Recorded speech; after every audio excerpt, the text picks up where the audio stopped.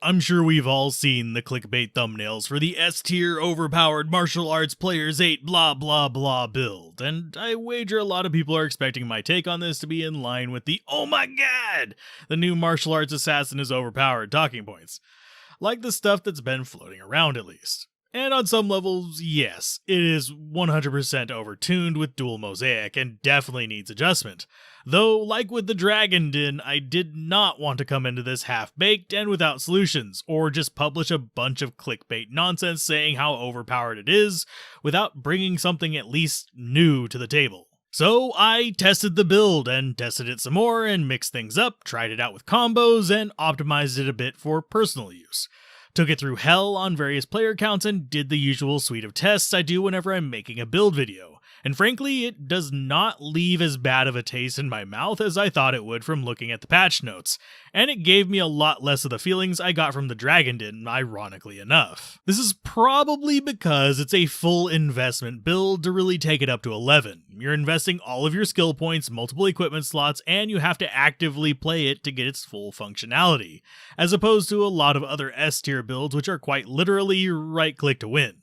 The big problem with this build, though, is how well it scales into Players 8, which puts it above a lot of other options. Though in Players 1 to 3, where seasoned players do most of their actual item farming, you're not going to notice an efficiency uptick from other top-tier builds, especially considering you're a melee caster instead of ranged, which means you have to get in close and close the gap. Now, for those curious about how the build works, you run dual Mosaic so your charges never disappear, and you stack a ton of charges up while releasing them with Dragon Flight and Dragon Talon for the most part.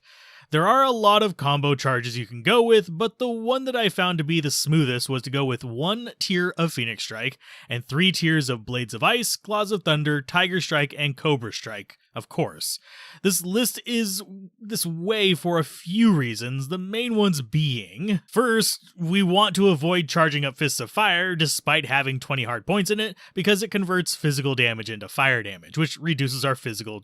just damage in general. So it actually impairs all of the finishing move options, with Dragon Tail being hurt the most, since its area of effect damage is also based on the physical damage your character does. It just minimizes the leech you have from the other finishing moves though. We also avoid overcharging Phoenix Strike to minimize the next hit delay impacts, and you'll see me testing out differences throughout the background footage of this video, and in the end, due to how much damage we're actually doing, we are better off going with the slower, but better for bosses, Meteor Charge on Phoenix, since the second and third charge will often miss out on dealing damage due to the next delay if you're using Claws of Thunder, while the Meteor doesn't have that delay effect and will absolutely trash bosses. That said, you may want to skip this method online if you care about your other players, since it causes lag and stuttering for a lot of them, specifically the Meteor effect. Even though I wasn't able to reproduce it on my system through normal play, this is likely tied to the fact that I tend to run the game at fairly restricted settings whenever it comes to resolution and frame rate. Now that said, I will probably do a finalized build video on this character in the near future, but I have a feeling most of us already know basic equipment for it,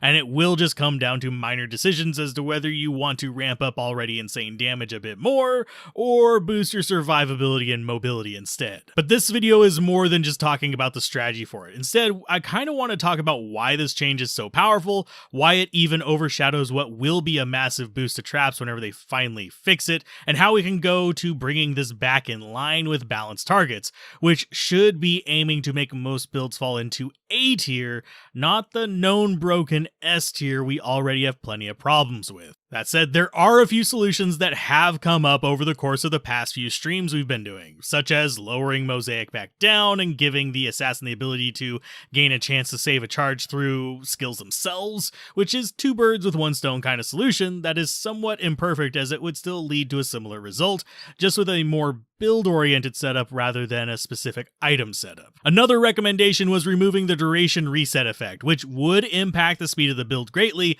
but would also limit the size of the combo you could carry at once, so it would lose a lot of the fun factor, which is something that we really should consider in all of this. Now, there is also the idea of adjusting the balance of skills through the use of next hit delays, adding or removing them. We actually already see this affecting the optimal setup with the interactions between, say, Claws of Thunder and Phoenix Strike, as well as how many of the charge effects are triggered per hit, with the Claws and Fists just charging all tiers, and the central charges only triggering their active tier. The last one I've seen float around, but extremely rarely, is charge manipulation, either by having it have a % chance to preserve a charge rather than a % chance of not consuming any charge, or by setting it up so that it would simply prevent the charge from reaching 0, therefore keeping them all at tier 1 charges, reducing the area of effect damage just functionally. Now, none of these offer a perfect or even that great of a solution on their own, though there are little seeds of tools we can use on each, so my proposed and still very far from perfect solution, since there really is not a great one without rolling back the entire rune word and the effect itself, is actually to implement a change that takes inspiration from a few of these ideas on its own level. So I sort of see two paths. On one of them, we keep similar functionality so we don't have to go back and mess with things, but we make it so that these charges only trigger on either the first or maybe the last hit of a finishing move. This is probably the simplest solution, but it does sadly hurt the unmosaic Phoenix Strike build, as well as just a few of the other pre-mosaic builds of other flavors. This would be a good excuse to implement a % chance of preservation into the finishing moves themselves though, without it being too crazy on the power creep. The other being a bit more tracking on the game's end, but preserving more of the spirit of this without it being quite so overpowered, and that is having Mosaic, and if we include them other preservation effects, refresh the charges at the end of the finishing move, rather than preserving them throughout. This means if you do a 7-hit Dragon Talon, you'll do the tier 3 charge hit, then the tier 2 charge hit, and finally the tier 1 charge hit, and then finish up with just 4 normal Dragon Talon kicks. And then afterwards, all the charges would be replenished back to the beginning, so you could repeat it. Now, both of these keep us doing fairly massive damage, as you have seen from the Dragon Tail variants of this build. They're still able to knock the snot out of enemies on par with top tier casters, but without it lagging games and creating damage that frankly scales to insane levels. It would still be fully competent in Player 8 games, and could still be overpowered after that, since frankly the Dragon Tail setup is still gnarly, but nowhere near as fast as Dragon Talon, but it would be a nice balance of walking back the problem and still keeping the fun in the game, and we could still walk it back a little further if we find this is still overpowered. Now, the footnote as to why I mentioned this overshadowing the Trap Assassin changes, outside the fact that they still have not pushed that hotfix to single player for them, is that Trap Assassins are actually poised to be upper A tier or even S tier in the endgame with minus resist, due to the ability to have 5 traps chewing on an enemy at once. Now, it won't scale as well into Players 8, but it will still be quite solid, and it may need some tweaking afterwards as well. But for now, it's not getting the same attention due to being less available for testing unless you hit ladder hard, so expect some adjustments to need to be made there as well, just not as drastically as the martial arts setup. Overall, this change did bring some hype to ladder for at least some people, and we do need that, though having all the hype focused into one class tends to not be the best thing for the game.